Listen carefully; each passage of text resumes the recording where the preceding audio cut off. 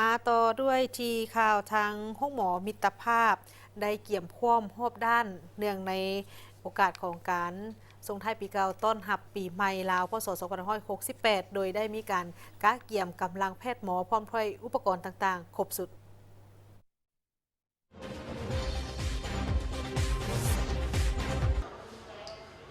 เพื่อเป็นการก้าเกี่ยมความพร้อมในการตอบสนองการปีนปัวคนเจ็บสุกเสริญที่จะมาปีนปัวในระยะบุญปีใหม่ลาวพ.ศ. 2568ห้องหมอมิตรภาพได้ก้าเกี่ยมความพร้อมบรรดาอาคารสถานที่เตียงนอนคนเจ็บบุคลากรแพทย์หมออุปกรณ์การแพทย์ต่างๆเพื่อรับมือกับกรณีคนเจ็บทั่วไปและคนเจ็บสุกเสริญที่เกิดอุบัติเหตุต่างๆที่อาจจะเกิดขึ้นในระยะเวลาเฉลิมฉลองบุญปีใหม่ลาวเพราะว่าห้องหมอมิตรภาพเป็นศูนย์กระทบผ่าตัดกระดูกอยู่นครหลวงมิจันทร์ก็คือทั่วประเทศพวกเราจะมีจัดเป็นโซนที่ว่าห้องคนเจ็บหนักมี3เตียงเนาะ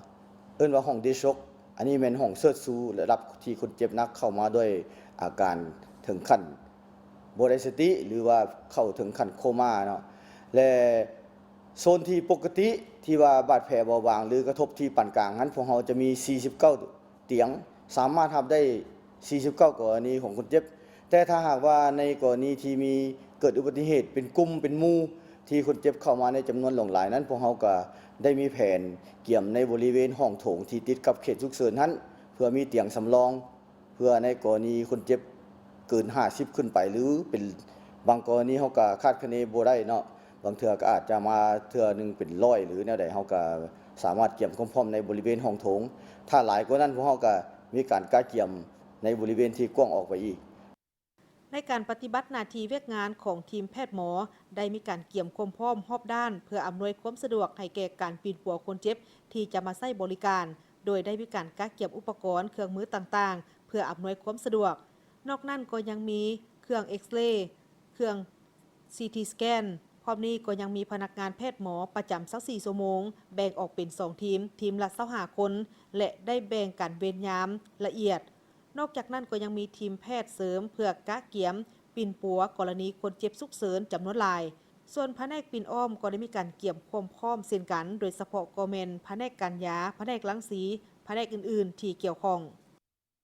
ฉะนั้นในยามช่วงปีใหม่ก็คือในยามที่มีการเฉลิมฉลองเทศกาลปีใหม่ลาวที่จะมาถึงในใกล้ๆนี้ข้าพเจ้าอยากฝากถึงภาคส่วนที่เกี่ยวข้องทุกภาคส่วนนั่นแหละจะเป็นภาคส่วนเจ้าหน้าที่รักษาความสงบเจ้าหน้าที่ตำรวจหรือว่าอำนาจการปกครองท้องถิ่นจงพร้อมกันช่วยกันเนาะแนะนำและก็ให้เบิ่งแยงใกล้ชิดผู้ที่ละเมิดหรือว่าผู้ที่เฉลิมฉลองเกินเหตุเกินพ้น90%กว่านี่แม่นมาจากการดื่มสิ่งมึนเมาเนาะหรือว่าจำนวนหนึ่งวัยรุ่นก็อาจจะไปปนหรือว่าไปผสมกับบรรดาสิ่งเสพติดเนาะนับแต่เบาบางจนไปถึงสิ่งเสพติดที่ว่าระดับสูงฉะนั้นแล้วเฮ็ดให้การควบคุมบรรดาสติเนาะเรื่องความรู้สึกนี่เฮ็ดให้มีการลดพรฉะนั้นแล้วจะเป็นสาเหตุหลักๆที่พาให้เกิดอุบัติเหตุจนก้าวไปถึงการเสียองคพิการหรือเสียชีวิตดังนั้นข้าพเจ้าขอฝากไว้เนาะครอบครัวพ่อแม่อ้ายเอ้ยน้องผู้ปกครอง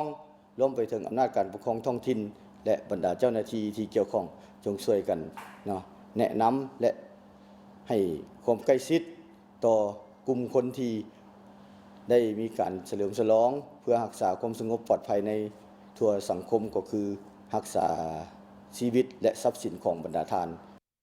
โอกาสนี้ผู้อำนวยการห้องหมอมิตรภาพก็ยังได้ฝากถึงพ่อแม่ประชาชนทั่วประเทศจงพร้อมกันเอาใจใส่ในการรักษาระเบียบจราจรเมื่อมีการดื่มสิ่งมึนเมา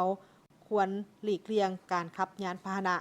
และลดพรความเสี่ยงที่อาจจะเกิดขึ้นโดยเฉพาะก็เป็นอุบัติเหตุที่อาจจะเกิดขึ้นได้ทุกเวลาทั้งนี้เพื่อเป็นการป้องกันทรัพย์สินและชีวิตของตนเองและคนอื่น